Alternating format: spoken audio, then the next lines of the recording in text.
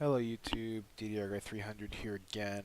I wanted to make what I believe will again be a quick video because the Magic Historian here beat me to the punch in like 80% of everything that I was going to say about well, like the first half of his video he kind of says everything I say in my original rant after um, Wizards came out and said, actually, there are only 12K. Sorry for those of you who got screwed. And the second half, he said pretty much everything that I was actually planning on saying on this video, having to do with Magic and their compensation package, being these uncut foil sheets. Definitely give this video, a look, a listen. He says a lot of good stuff. Like I said, about 80% what I was going to say. So I'm just going to make this a quick video on the things he didn't address. Um, doesn't really have any direction, so I'm just going to go for it. First things first, these letters getting sent out are kind of funny to me because you see people actually listing and selling these now, and they're selling at around 180, 190, and number one, I'm sure they'll continue to kind of drop. Number two, this is the same issue, the same issue that happened with pre-selling, Jaces and Ugins and sealed boxes after the fallout of after the initial fallout of, hey, there are actually only 12K, and people realized, whoops, maybe we shouldn't sell these at pre-sale because A, we don't know if we're getting them, B, they're clearly going to be more than what we're selling them for now. The same issue is kind of happening here because here's the interesting thing. What this video is basically going to explore, which I guess you will have clicked the link now to when I get to my point. But what this video is going to explore, this podcast really is going to explore, is just the various unknowns of the situation thus far with these uncut sheets.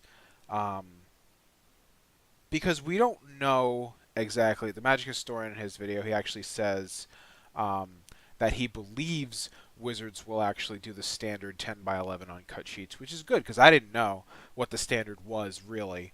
Um, but now that I have the information, that's good. Um, but let's say they do the standard 10 by 11 sheets and actually, send it out to people.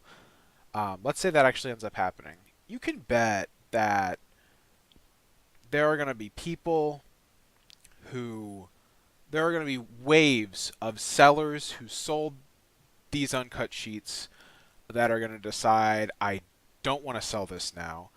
And you're going to have waves of buyers who get uncut sheets that don't look the way they want them to, or you're just going to have buyers that want to cancel their orders as well as sellers canceling their orders. So it's not going to be as bad as the wave of, hey, there's only 12K War of the Spark Mythic Editions order cancellations happening by secondary sellers, by third-party sellers. It's not going to be as bad as that because that, again, was just you could say you weren't getting it and you could be lying or could be telling the truth. There's like a 1 in 3 chance you're lying. So, but with this one, it's not really going to be that, I don't feel, because again, you're going to have that initial wave. I don't see a lot of these orders sticking. Maybe 20%, but I'm feeling like 80% either the seller's going to want to cancel or the buyer's going to want to cancel because we don't know exactly what's going to happen. Let's say the Magic Historian's right and they send out what did he say? 10 by 11 sheets.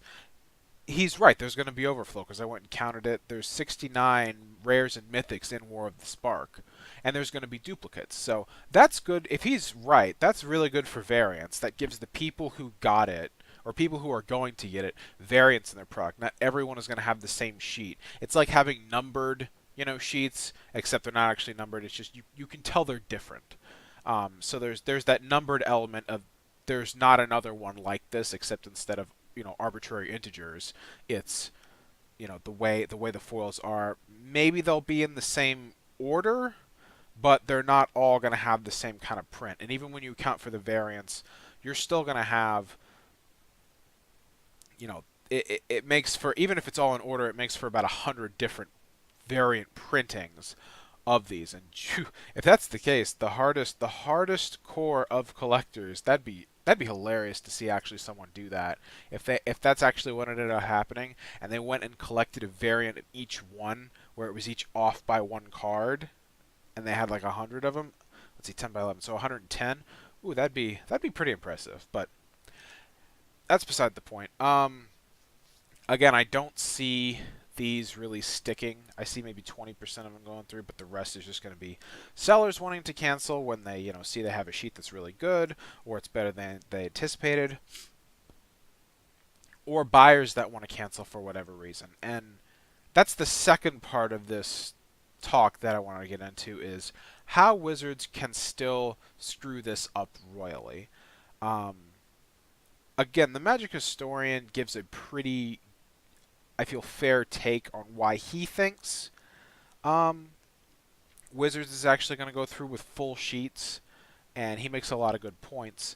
One point he doesn't mention, though, um, that I feel Wizards needs to consider is that if they don't follow through on these full sheets, um, and have, let's say what I'm afraid they might, which is just like pitiful 3x3, some rares and mythics, but really not all of them, and not these 10 by 11 sheets like the Magic Historian thinks are going to get sent out. Um, that could be a problem because you have, again, the lawsuit that's kind of out there right now. See, if Wizards of the Coast wants this lawsuit to really go away in the easiest way possible, they need to draw in those that could potentially be part of the suit with their compensation. And the way you do that is you give them full uncut sheets. You don't try and cheapen them. You don't. I'm gonna say you don't charge the people to ship it because those things are going to be expensive to ship. And I feel like I'd say maybe half the people who wind up getting them are going to. I'd say half of them would be willing to pay shipping if it was necessary, but the other half are just going to bitch and moan, saying, you need to cover this cost, Wizards, blah blah blah. Which, yes, they should, but it's just also going to be very, very costly for them. Maybe they've got some. I'm not sure what shipper, FedEx, USPS, UPS, whatever. I'm not sure what shipping company has kind of the cheapest rates for poster kind of shipping, because this isn't your standard if it fits in a box it ships kind of thing. Um, But anyway, back to what they need to do in order to attract the potential people that could be involved in this lawsuit away from the lawsuit so they can just kind of make it go away. And the way they do that is they have full uncut sheets. They ship them to the people, and they make sure those are the first two. The third one is they need to not split hairs. They need to make it per order. So if you're someone who ordered 2 boxes and your 2 boxes got canceled, you're entitled to 2 sheets because you're going to create this divide between people. Where if you were going to get 2 boxes and net let's say 1,200 in value just right off the bat, 1,400, 1,300, something like that, in the fact that your order would have gone through, 1 sheet versus 2 sheet. What is going to look like it makes more sense? Just don't split hairs. For every box that was canceled, you need to make sure those persons get a sheet, an uncut sheet per box that was canceled, because you're going to have a lot of people that went for 2 boxes that are going to wind up sticking with the lawsuit side of things. Because here's the thing with the lawsuit. I mentioned it in the other video, and the Magic Historian mentions it too, where the way he puts it is the law firm is, if assuming they win, is going to get the lion's share. I don't know about lion's share, but if it's the standard rate, they're going to get 30% or a third of what the damages are in the lawsuit. So if they're going after the difference in fair market value, let's just say they use the number of what it is now, which is like a $600 difference for each box. Let's say there's 36,000. What is that? 600 times 36,000. That is, whew, that's expensive. So Wizards really wants this lawsuit to go away. Number one, even if they only get half that, good lord, that's still $10 million. So really, Wizards really wants this gone. But let's say they get that amount. Okay, um, you take away, so for each box a person would have gotten, and the kind of profit they would have made just from having it, you got $600. Say a third of that's gone. So 400. 400 is left in what you would have gotten.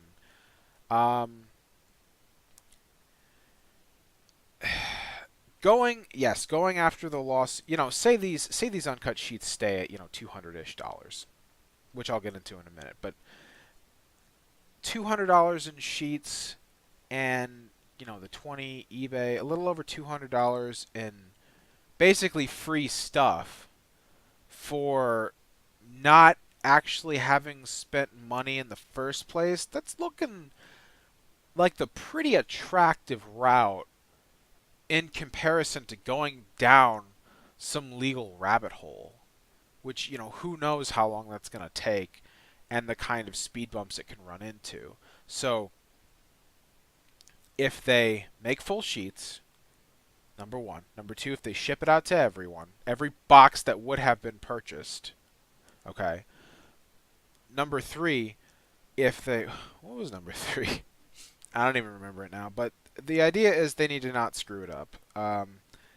Full sheets, sending it out to everyone, making sure everyone who would have gotten a box gets one. And the other one is don't split hairs. This is number 4. Don't split hairs about, because if they wanted to, legally they could probably finagle it in a way that is some orders that were canceled are eligible for this compensation, whereas some are not. And the bottom of the line is, if you were expecting a box, whether you bought it and it was pending and then it got canceled, or you bought it was good and then it got canceled, in whichever instance you didn't get the box you were expecting, that is the group of people that need to be compensated. So you need to be printing out 36,000 of these, okay, to everyone. And if they screw up any of those points, that if they get all those points right, that's their best chance of making the lawsuit go away, because it's going to, the amount of people who are going to be willing to go through that is just going to dwindle, and that one law firm will not, there won't be enough upside for them to move forward. Just like as the consumer who would have gotten this product, if you're compensated enough, if it meets that threshold of it feels like it's enough compensation, then you're not going to bother. You'll take the buyout, basically, is what it is.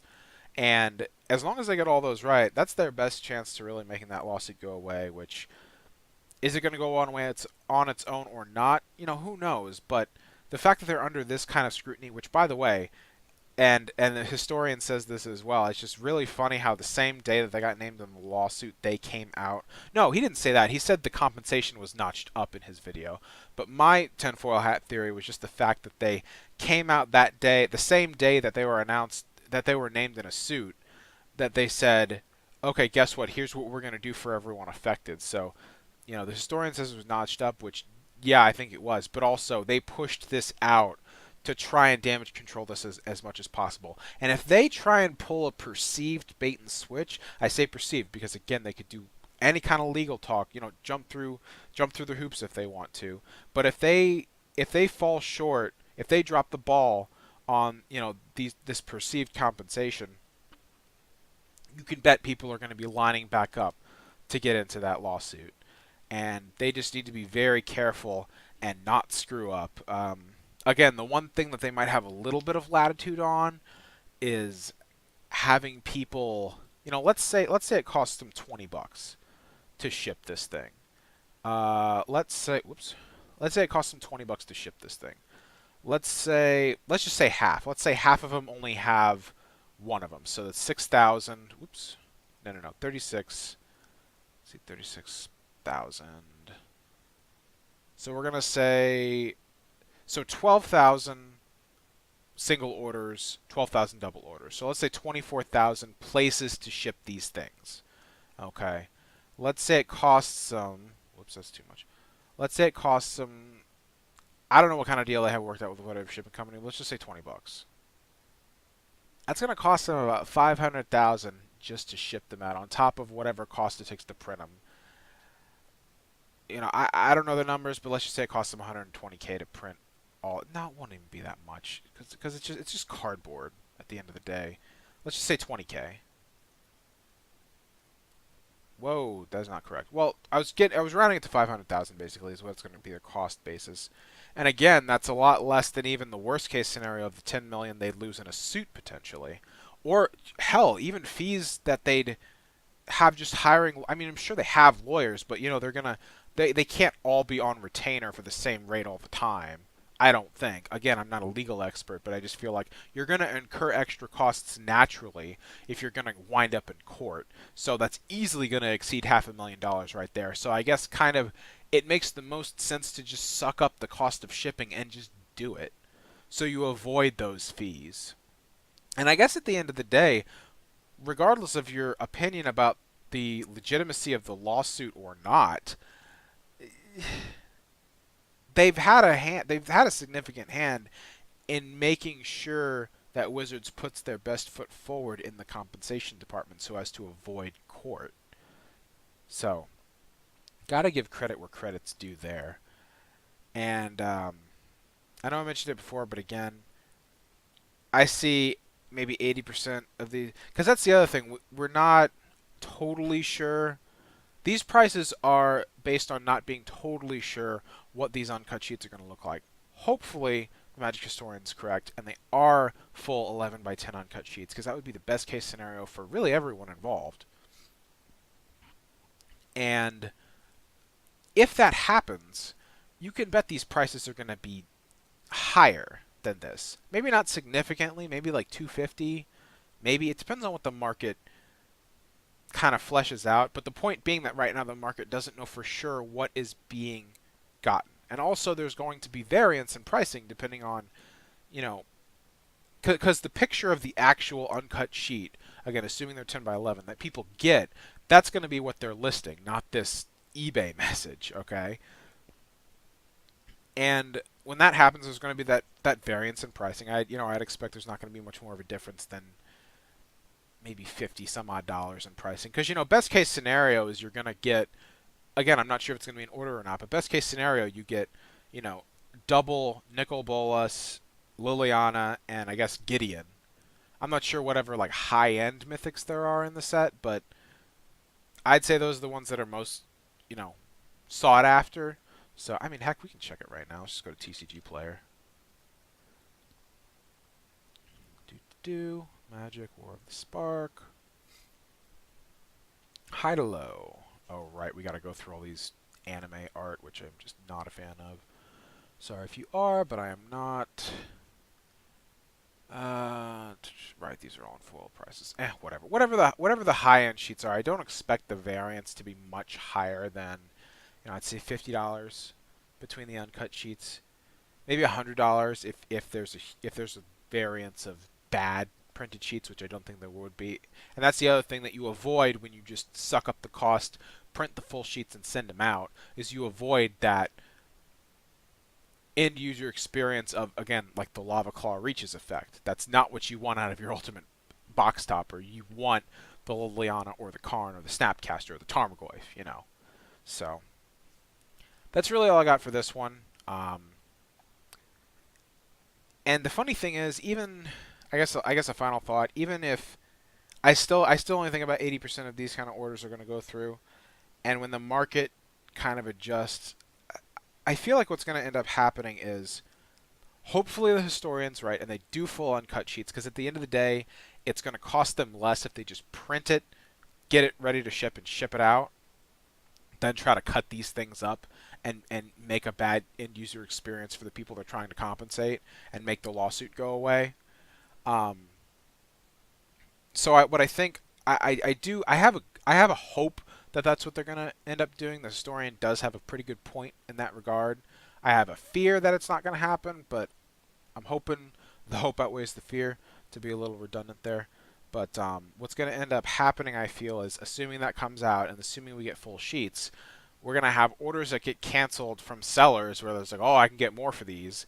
And then within like a month, they're going to go from maybe 250 to 150 maybe, because there's going to be, assuming they do this for everyone, even if they don't do for, even if they split hairs and it's like they only send out, you know, a few tens of thousands to people, which is, it doesn't make any sense. Again, if you print out this for everyone, it's $500,000 in costs, and you're trying to mitigate the litigation aspects, and you're trying to make that go away, and you're trying to make people as happy as you can within reason. And within reason, to spend $500,000 on this whole project of making it up to people, and you still coming out at the end with net profits from the sale itself of the Mythic Edition, you're still good. You're actually doing very good damage control if you put your best foot forward in the compensation department. Which is again a reason why I think the historian's right, and we'll see full 10 by 11 sheets. But sorry, coming back to the point that I was getting at, which is the whole seeing 80% of these canceled, 20% going through. What's going to happen is the full sheets are going to come out, and people are going to start wanting more for them because they're like, oh my gosh, this is a full friggin' sheet. Look, double Bullis, double Liliana. Let's get it.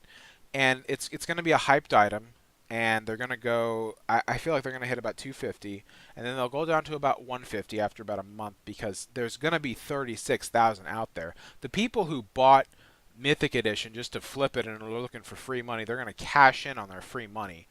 You know, the ones that were canceled for me, I'll probably list a couple just to kind of flip the cost basis around to, you know, have less of a cost basis on the couple that did go through. Um, but I'll probably hang on to, you know, a few others, again assuming they get sent through. And you know, I'll probably sell them in that first wave where it's still a good amount, where it's still like 250-ish. But again, after a month, they'll hit 150 because there's 36,000 on the market, and those people looking for the quick buck are going to try and cash in. And then 6 months to a year later, they'll bounce back because it's a limited supply. It's a large supply that's full of people who just wanted to flip it and get their free money, but it is also limited. So by the time 6 months to a year rolls around after they've been sent out, you're going to have the collectors who wanted it that have gotten it, and the people hanging on to it that see the future potential value of it, and it's going to rebound back. So that's just my theory of what's going to happen. Hopefully Wizards doesn't screw it up. The historian made me kind of hopeful. We'll see if it actually goes through, and I hope it does. And that's all I got for now. DDR guy out.